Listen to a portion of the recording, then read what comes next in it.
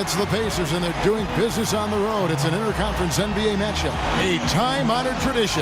The NBA on 2K Sports. Sunday night hoops action. Delighted to have all of you with us here tonight. This is Kevin Harlan with Greg Anthony and Clark Kellogg and our sideline reporter, David Aldridge. Taking a look at Oklahoma City. A great start of the season for them, playing very well so far. And when I look at Oklahoma City, they've had some success in the early part of this season. It looks like we can expect more of the same form they showed last season. You know, I was thinking they might improve some, but at this early stage, it appears as though they're the same season from a year ago. But nonetheless, that's a pretty good squad. And let's get a quick pregame update from David Aldridge, who had a chance moments ago to talk with head coach Nate McMillan. Well, guys, he told me they're up against a team that really finishes strong at the rim, and he wanted to get that point across to his players. He wants them to protect the rim with every bit of energy they've got throughout this entire contest. Let's see if they're up to it, Kevin. Thank you, David. And, you know, talking about pace, the Pacers have sped theirs up the last 3 seasons now. They were the 6th slowest team back in 2013. Last season, they were in the top 10 fastest. Here we go. It'll be the Thunder off the tip. Now a chance, courtesy of Gatorade, all fueled up and ready to go. The starting 5 on the floor. And so in the game for the Pacers, Teague and Monte are the guard set. George and Young are the forwards. And it's Turner in at the pivot spot, manning the middle. Here's Sabonis. It's hauled in by George. And a big part of playing faster is about personnel. The Pacers with a more mobile front court and a lot of athleticism on the wings. Well, it's really where the league seems to be going, and I love it as a basketball fan. Up-tempo, high-octane pace of play is entertaining. When you look at the Pacers, despite their quicker, smaller lineup, they still do a good job of rebounding the ball. Still in the top half of the league in terms of rebounding percentage last season. 6 on the shot clock. Roberson. 1 up, 1 down. 2 points with his first shot this game. Excellent execution of the plan there. And so here is Indiana. Last game matchup with the Suns, a tough loss there. And really, given how they performed offensively, guys, they just never had a chance. Yeah, and you can see their frustration growing and growing as they continue to come up empty on their possessions. By the end, they were just happy to watch the clock wind down and move on. And here are the Pacers now, following the score by Oklahoma City. T kicks to Turner.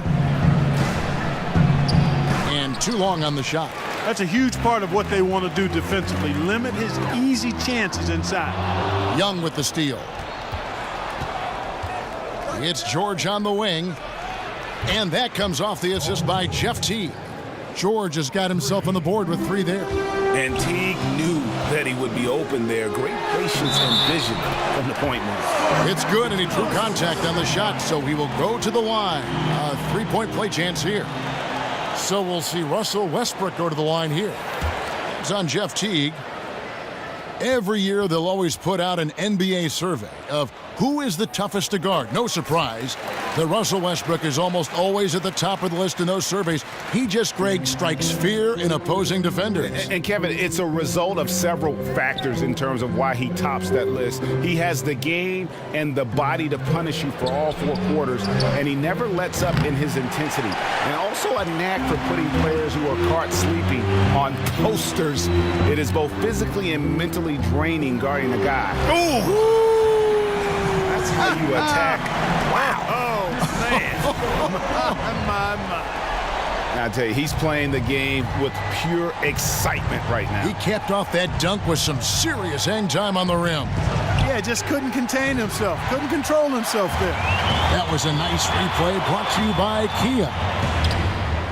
Sabonis, the pass to Oladipo. No good on the 3. Indiana's gone 2 of 4 from beyond the arc to start the game. And a wide open look here for Ellis. And the Pacers can't get it to go. Westbrook passes to Sabonis.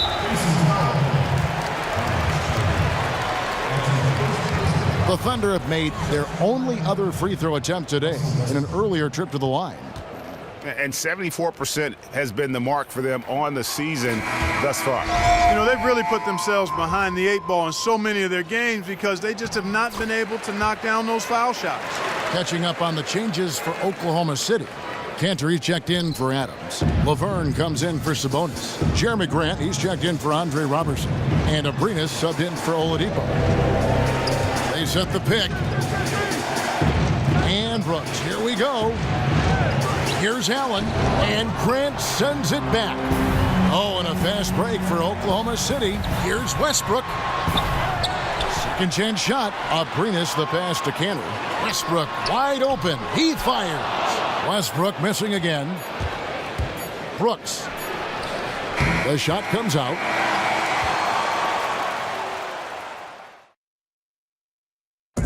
And Russell Westbrook, a guy who has faced some criticism, also a guy who is extremely critical of himself.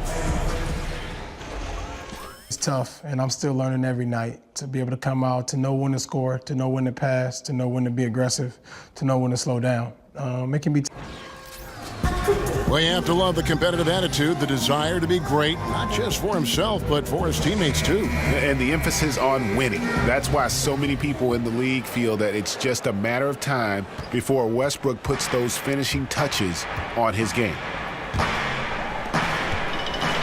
And off we go, a close game now starting the second quarter. What stands out to you from Oklahoma City in this one? I tell you what, defensively, they have been in tune with one another, as intense as I've seen. Yeah, nice job helping out on the rotations and drives, doing really good work at the defensive end. They've got Laverne. He's out there with Grant. Kristen out there with Enes Kanter. That's the lineup out there for the Thunder. Abrinas the pass to Laverne. And here we can now take a look at how the ratio was between the 3s and the 2s last season for the Pacers. It seems like they found a nice middle ground here. There's some long range, some inside the arc. That kind of offensive versatility makes it really tough for a team to defend.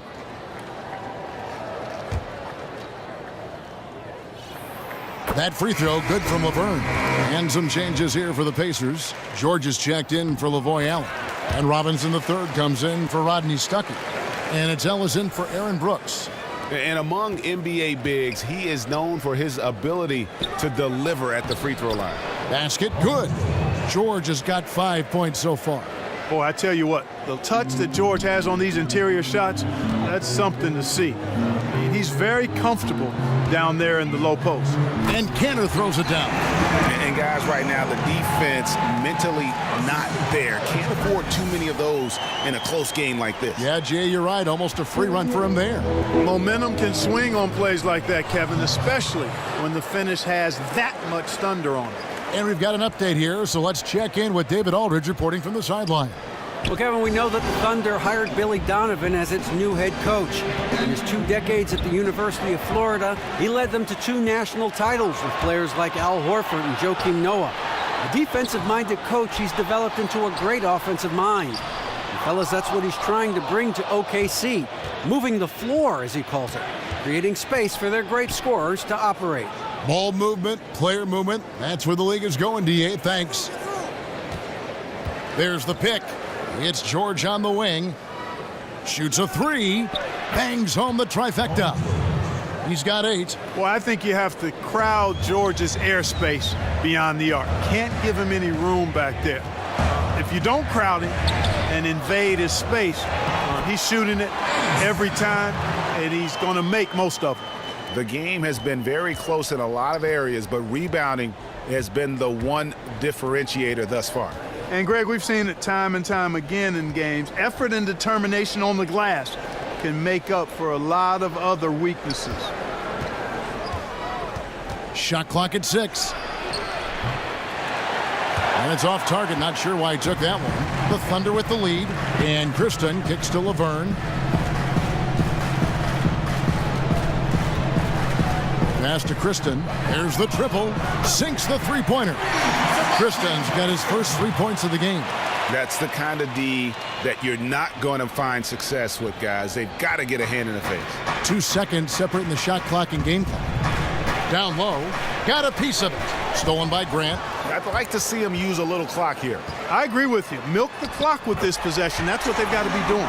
And when the size advantage is as big as it was there, I mean, that's exactly what he's supposed to do in that situation. Now Ellis. Outside, George. Offensive rebound, Jefferson. And it's good, but hold on. The officials may want to look at that one on the replay monitor. And we are not going to halftime just yet. Officials signaling they are going to review the tape. And the replay center out in Secaucus delivering the footage. And guys, it sure looks like the shot left his hands just a moment too late. Yeah, this one pretty clear cut. I don't think there's much question about it. He didn't get it off in time. I'm sure the officials are going to agree with that. And they've seen enough. The basket will not count. The quarter has come to an end before the